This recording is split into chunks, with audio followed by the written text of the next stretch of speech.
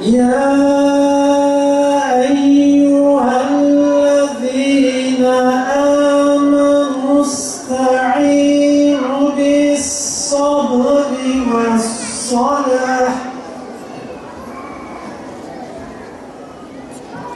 إن الله مع الصابرين.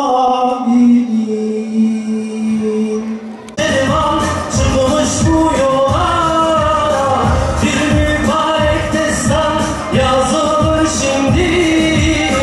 Bir mübarek kervan çıkmış bu yola, başında sonu yok belli değil ki. Katılanlar çoktur nurlu kervana. Sevgilina ya Müslümana yine şehit, Berhadena berrina ezara mücahid, Rojaki haşrina teyzimel nevzurin, Tevhina hacmel buhara eşeru alin, Tevhina hacmel buhara eşeru alin.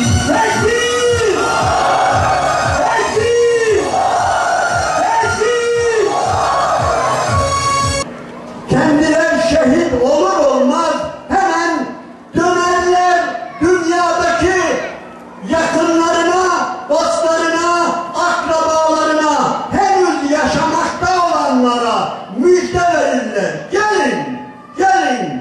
Ve yestebşirûne billezîne lem yelhaqû bihim min halfihim.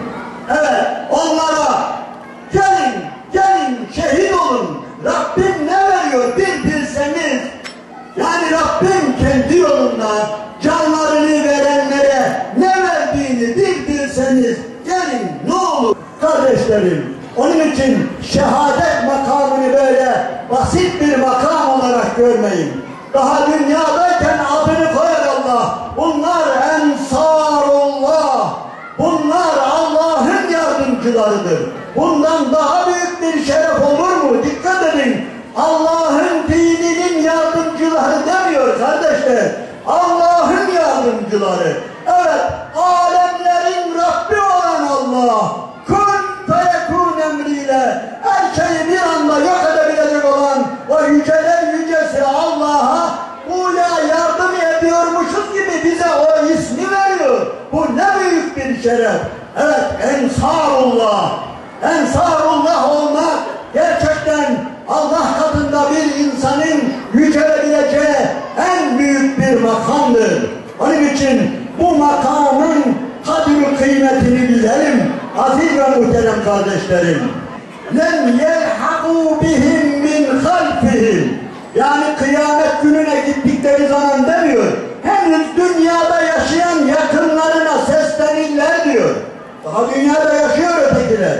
Kendi vefat eder etmez canını Allah yolunda verir vermez ötekilere diyorlar ki gelin, gelin Rabbinizin bize verdiğini bir görseniz diyor.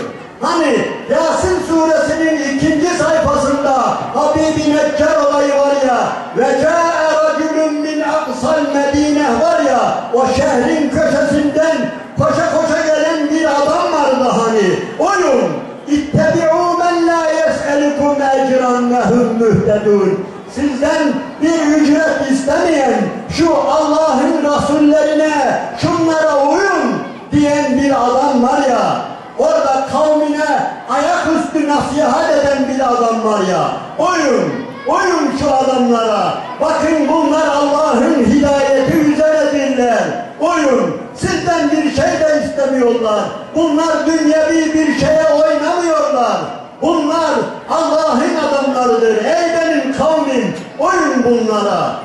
Evet, bana ne oluyor ki hiçbir faydası olmayan o Allah'tan başka ilahlara uyacak mısın, ibadet edecekmişim?